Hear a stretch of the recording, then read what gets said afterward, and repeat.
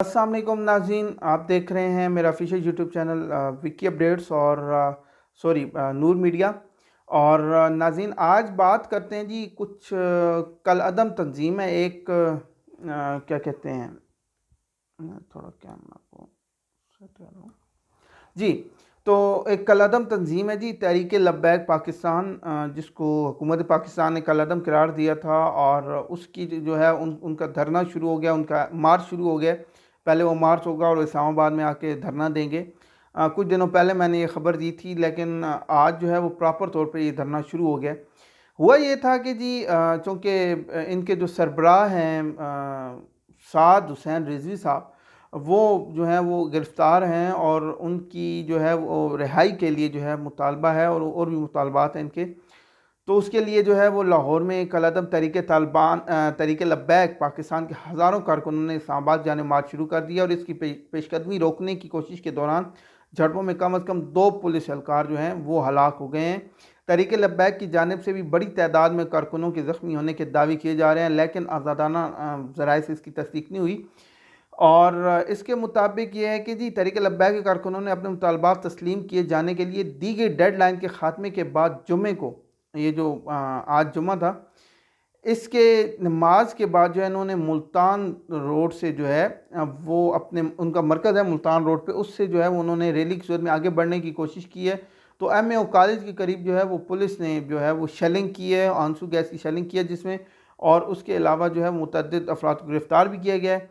और इस दौरान एमएओ कॉलेज से दाता दरबार तक इलाका जो है वो पूरा जो है वो सील था तकरीबन। वैसे तो मैंने आपको गुज़िश्ता दिन बताया था कि जी हुकूमत पंजाब ने जो है ख़ुसूसन जो ministry of interior of Pakistan है, वज़ारत जो है वो दाखिला, उन्होंने ये किया कि उन्होंने लाहौर के अंदर इंटरनेट सर्विसेज जो है वो बंद कर दी थी और बहुत से इलाके सील भी कर दिए थे। तो हुआ ये है कि जी ये जो इलाका था ये पूरा झड़पें होती रही हैं सारा दिन। और इसमें जो खबर है, जो मुसद्दका इतला खबर है, वो ये है कि 2 पुलिस एहलकार जो हैं वो तो हलाक हो चुके हैं और इसके अलावा बहुत सारे ज़ख्मी भी हैं और मुतअद्दिद ज़ख्मी हैं। और ये भी कहा जाता है कि जी कि तहरीक लब्बैक पाकिस्तान जो है उनके भी जो मुतअद्दिद एहलकार हैं, ना सिर्फ वो हलाक हुई हैं बल्कि ज़ख्मी भी बहुत हुई हैं। लाहौर पुलिस का कहना है कि दोनों एहलकार जो है TLP जो है तहरीक लब्बैक पाकिस्तान है, इनके कारकुनों के पथराव का निशाना बने। तर्जुमान ऑपरेशन विंग के मुताबिक पथराव से मुतअद्दिद एहलकार ज़ख्मी भी हुए हैं, जिन्हें अस्पताल मुंतकिल कर दिया गया है। ताहम तहरीक लब्बैक पाकिस्तान का कहना है कि इनके कारकुनों पर इनकी हलाकतों का इल्ज़ाम बेबुनियाद है। पुलिस की जानिब से मुजाहिरीन की जानिब से पुलिस पर पेट्रोल बम फेंकने के इल्ज़ाम भी आयद किए जा रहे हैं। और ये भी कहा गया है कि मुश्तिल हजूम की जानिब से डंडों का ज़्यादाना इस्तेमाल किया गया है। तर्जमान के मुताबिक पुलिस तशद्दुद के बावजूद तहम्मुल मिजाजी का मुजाहरा कर रहे हैं।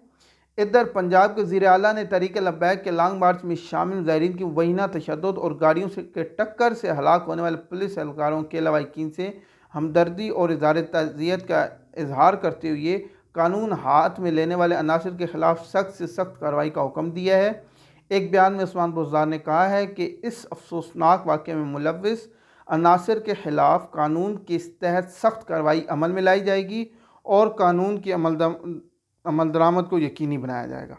अच्छा, इससे कबल जो है वो वज़ीर आला पंजाब की तरफ से बताया गया था कि सूबाई हुकूमत की जानिब से वज़ीर कानून रजब शारत और चौधरी ज़हीरुद्दीन मुज़ाकरात के लिए कोशिशें कर रहे हैं। उस्मान बुज़दार का कहना था कि मुल्क में अमन व आशती के लिए सबको मिलकर काम करने की ज़रूरत है। ताहम फिर कुछ ज़राए ने तहरीक लब्बैक के तर्जुमान के हवाले से खबर दी थी कि पंजाब हुकूमत और तंजीम के दरमियान लाहौर में जो मुज़ाकरात हैं वो कामयाब नहीं हो सके और उन्होंने आगे बढ़ने की जो है वो अपनी हिकमत अमली को शुरू कर दिया है।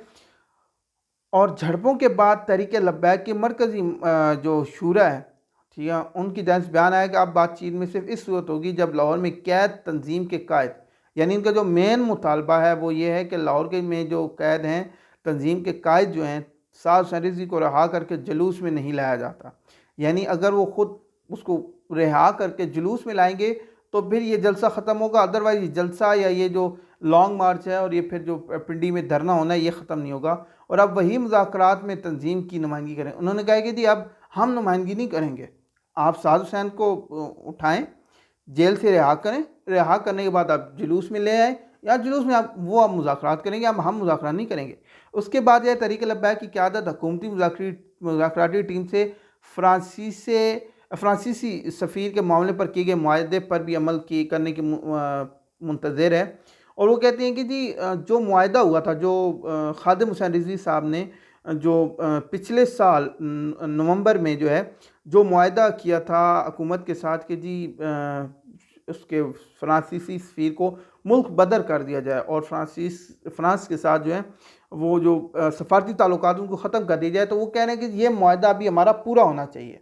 अगर ये हमारा मुआहदा पूरा नहीं होगा और हमारा जो लीडर है, जो हमारा रहनुमा है और जो हमारे वानी खादिम हुसैन रिजवी का जो बेटा है साद हुसैन रिजवी, जो तंजीम के रहनुमा हैं, तंजीम के कायद हैं, उनको रिहा करना चाहिए और वो आके अब आपके साथ मुज़ाकरात करेंगे। अब हम आपके साथ मुज़ाकरात नहीं करेंगे।